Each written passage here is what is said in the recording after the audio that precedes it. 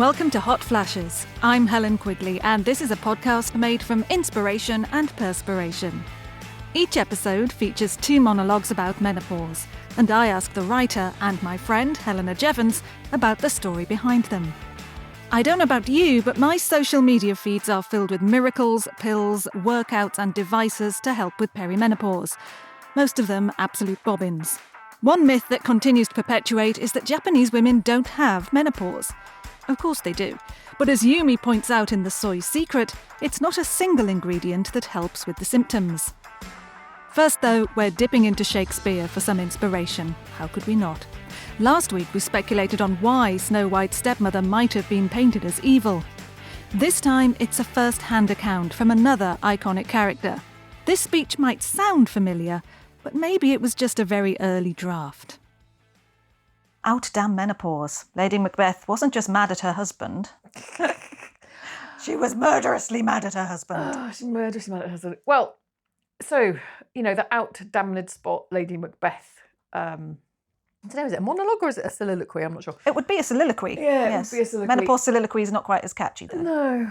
So, Lady Macbeth. Yeah, so obviously in the out damned spot monologue that she does, she's talking very much about how she can't get rid of the guilt of the murder and how she can't feel clean again no matter what she does. This is always a stain on her hands, a stain on her character.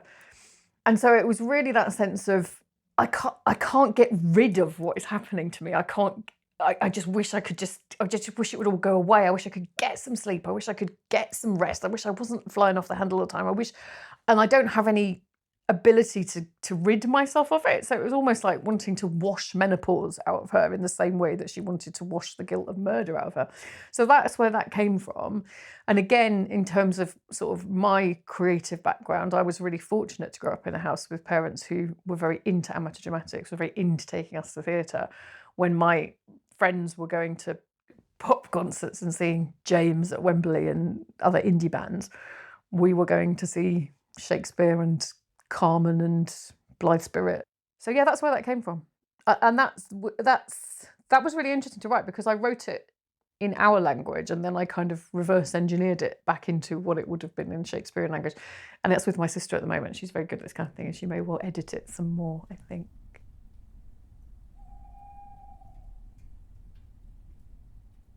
Out, out, ye fiery pangs that seize my breast. Doth nature punish me so cruelly, to light within these veins this fearsome blaze, yet leave no balm to soothe the infernal scorch? Methinks the devil himself kindled this flame and fanned it with the winds of womanly years. Was it ambition's curse, or mine own blood's revolt that robbed me thus of sleep's gentle embrace? For every hour of night I toss and turn, panged not by guilt alone, but by the furnace that swells my very core. What injustice is this? My lord doth lie in slumber deep, while I, unmoored, adrift, scalded by unseen flames, must roam these stony halls in search of rest.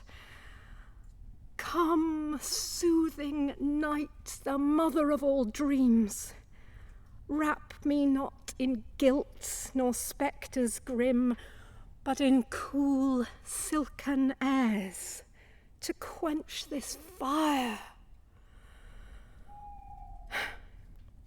Yet no reprieve is found, for e'en the moon, cold mistress of the heavens, doth mock my plight. Oh, how cruel is the march of time, to unmake the woman who dared unsex herself, to strip her not of valour, but of sleep, not of resolve, but peace. My hands, once so firm of purpose, now do quake. The dagger he saw before him, 'twas ne'er there.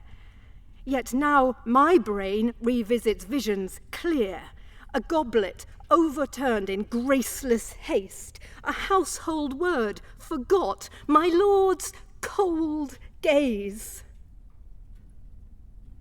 What wrath is this? What tempest in the soul that makes the slightest slight a thunderous wrong? The handmaid's innocent clatter at her work doth strike mine ears like Macbeth's cursed drum. The blood we spilled, 'tis there in memory, yet stains it not so deep as inner treachery, when one's own flesh becomes one's bitterest foe. Oh, powers of night, take you this cup from me, this heat, this fog, this maddening unrest, or lend me strength to bear it like a crown, though not of gold, but of thorns most unkind. If I be queen, let me reign over this trial as boldly as o'er Scotland's fate I schemed. Yet hark, is that my lord who stirs?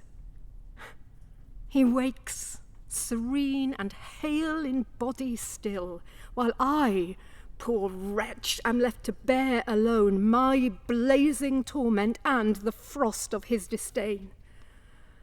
What woman hath courage enough to shed royal blood, yet quails before the rebellion of her own? They call me mad, not mad, but rather cursed. But I am Lady Macbeth, unyielding still, though time and nature plot my fall. Yet would that I could but sleep, to shut mine eyes and find amidst this storm a haven where this soul may find its rest.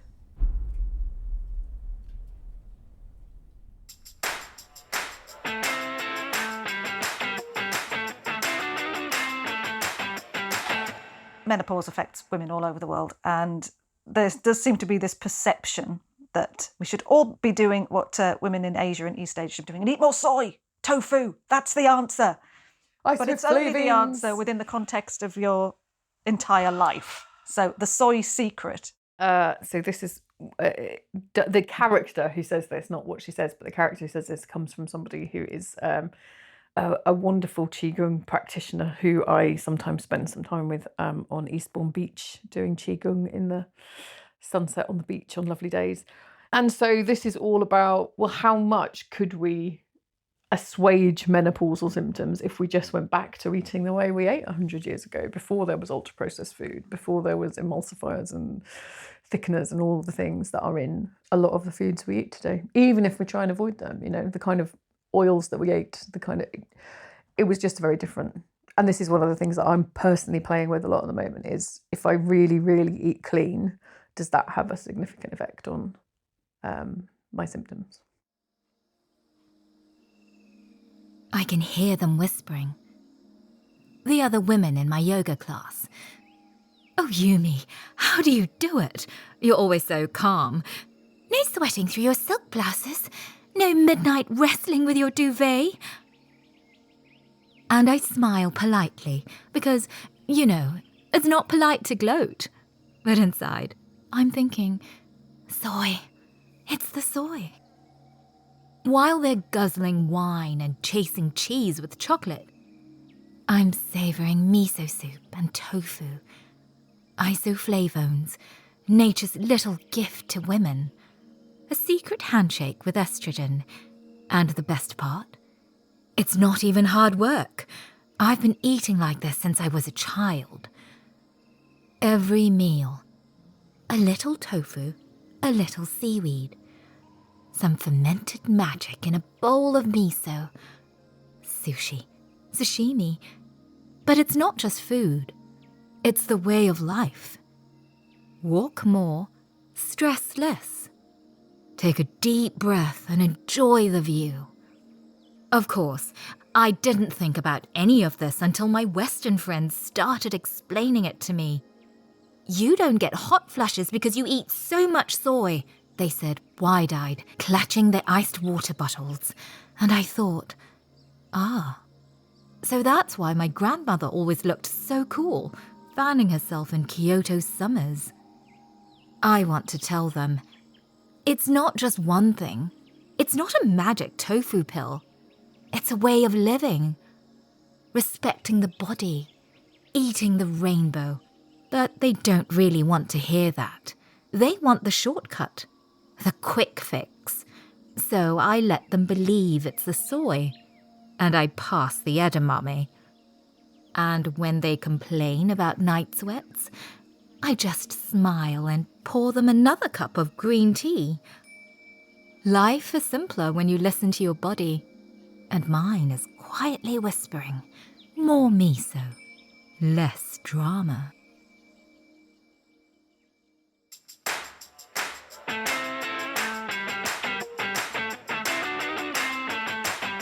In this episode of Hot Flashes Menopause Monologues, Helena Jevons and I talked about Out Damned Menopause, written in collaboration with and performed by Philippa Jevons, and The Soy Secret, performed by Rebecca Yeo. The Menopause Monologues are written by Helena Jevons. For more about the books, events and the podcast, visit hotflashes.info. And if you are enjoying Hot Flashes, the podcast kind, don't forget to like, follow or subscribe wherever you get your podcasts, and maybe even leave us a nice review. Hot Flashes is produced by me, Helen Quigley, and is a Soundliness production.